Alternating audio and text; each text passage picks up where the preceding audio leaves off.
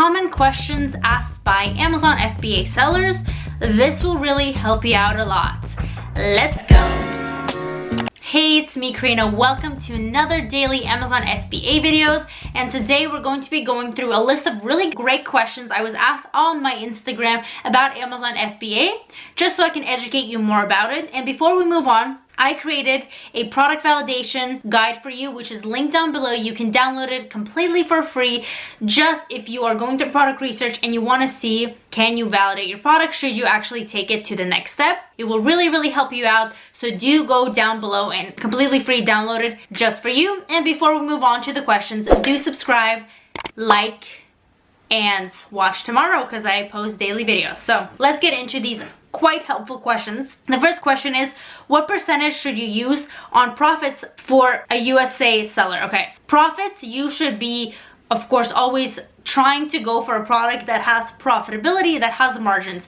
I would tell you that the industry profits of the Amazon FBA business model is 20%, but that is after all expenses taken out, not just the landed costs. That's after the FBA fees, that's after PPC fees, any other miscellaneous fees. You're looking at about 20% put in your pocket. So let's say you're doing an item that is $5,000 a month and 20% of that is $1,000. So average industry standards is $1,000 after all expenses you would be putting in your pocket. However, a lot of products do have a higher profit margin than that. And also what you have to take into account too, when you're actually doing your product research and you are validating your product in the Amazon FBA calculator and kind of cross-referencing the seller's fees and what they're charging with your supplier rates, you should be looking for at least a 35% profit margin and of course a good dollar amount so you don't run into cash flow issues and so you can actually profit. So that's something to keep in mind. Second question is, do you have a course? Yes,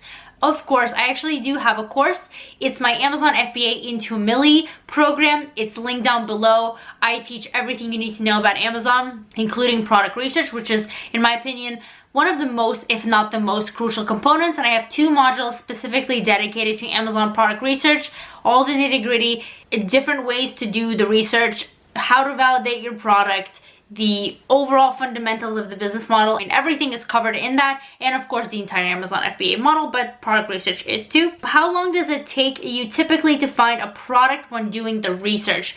This really depends, but my philosophy is when you know what you are looking for, you're going to have more success in finding products, which means that practice, of course, plays a large component. But if you know what you're looking for, it is not uncommon to find products on a daily basis essentially, and that's just based on the first look. Of course, you have to take them to phase 2 and really analyze the sales trends, the competition, how long they've been selling for, the seasonality, all of that. But just based off of numbers that look great, you can find a lot of them, and you can check out how I do that in my product research videos. Of course, I have a product research playlist on this channel, so you can check that out. Usually, I mean, I don't really want to give a date, but a lot of the times people overanalyze this as well, so they think that they don't have a product, but in reality, they just find any type of excuse and reason not to launch it. And that's, of course, not good, because if you really dig deep into it, you can always find a reason why not to do something. But you have to look at it as a general scope of things and say, can I have a spot in the market share for this product? Why? How can I get the sales? And if the answer is yes, then you can potentially launch it, right?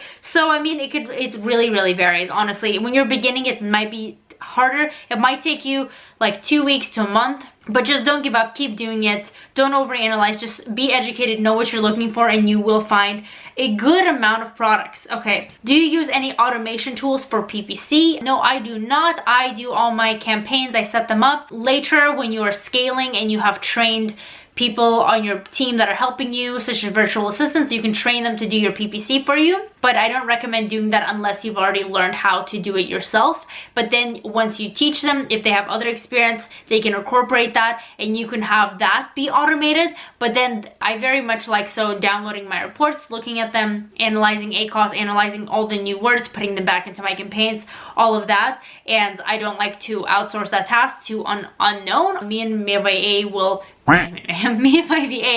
communicate with the PPC, so I know what's going on. I can check out the reports, I can check what the status is, and I'm very full involved into it. It's just a task that you don't necessarily have to do daily once you outsource and teach someone else your strategies. Is product giveaway still necessary for new product launching?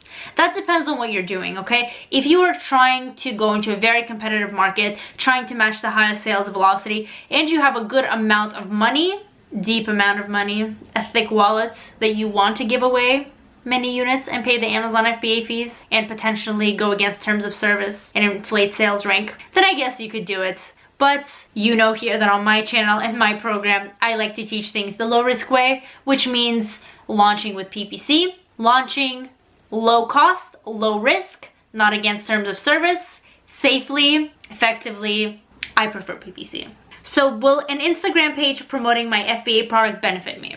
Of course, more brand exposure always benefits you wherever you are. However, this is not something you should be focusing for a while. You should get your Instagram handle for your brands if you plan to expand, of course, because it's just good to have that type of asset for the future if you want to sell, or if you do decide to go on Instagram or make a Facebook page or a domain name.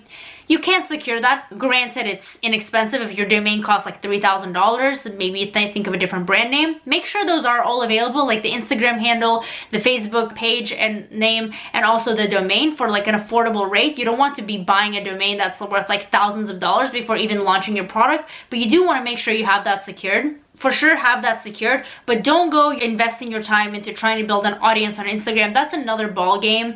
That's knowing Instagram tactic. It's very, very time consuming. It's not easy to get followers, to get an audience on Instagram. That is a long-term process, and you're not really going to benefit in the fact that you will get sales. You'll get benefit later when your brand starts to expand, and when maybe the customers from Amazon are looking you up on Instagram, when you're putting it on product inserts. But initially, basically just focus on finding a product that's going to bring you revenue. And if it does, then focus on everything else, such as Instagram and things like that. But just don't worry about that when you're beginning and when you have not seen sales yet. Okay, let's see. How long did it take you to find your first product? I don't remember exactly, but I know it was less than a month, and it was around Chinese New Year. So as soon as I found it, I had to wait. But I was still communicating with suppliers and doing other product research as well. So what's the best way to deal with high storage fees in Q4? The best way is you basically factor into your margins. If your product has margins, that shouldn't be an issue.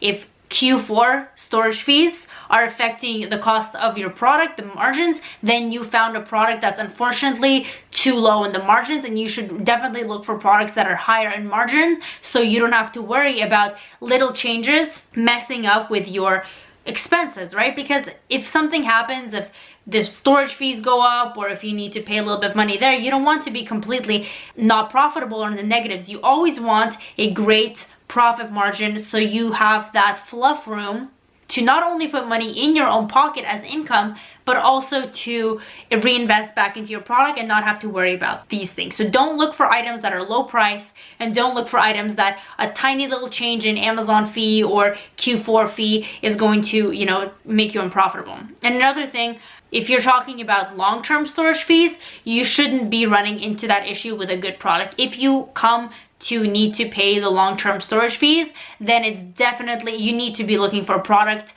I would say maybe 5.5 months before that, okay? If your product, you're trying to launch it, it's not taking off, then don't even bother paying the high storage fees. Liquidate it, get it sent back to you, sell it elsewhere, garage sales, eBay, where anywhere else, just do not pay the 6-month storage fees. Those are too expensive. There's no way you should be doing that, no matter how in love. Some people get attached to their products, so just cut it out. Okay, let's go through a few more. So, do you use Facebook ads? This is similar to Instagram. Not necessary to do. If you need to drive outsourced traffic to Amazon, then you're not leveraging the Amazon FBA business model correctly. Focus on getting sales from the actual Amazon database. Okay, do I have failed products that didn't sell well in the end? Yes, of course I do. I've actually made videos about this.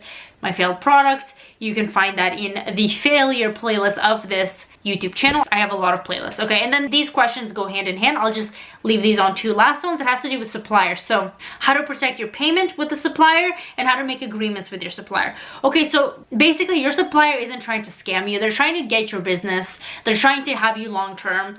They don't want want to, you know, drip you and take your money and run. So just a normal agreement is fine. Unless you're placing huge orders, then you can get more technical and do actual like agreements and include a lot more clauses and factors into it. But if you pay with PayPal, if you pay with your credit card, you get points, which is great. You get travel points or just points in general, cashback, yay, credit cards.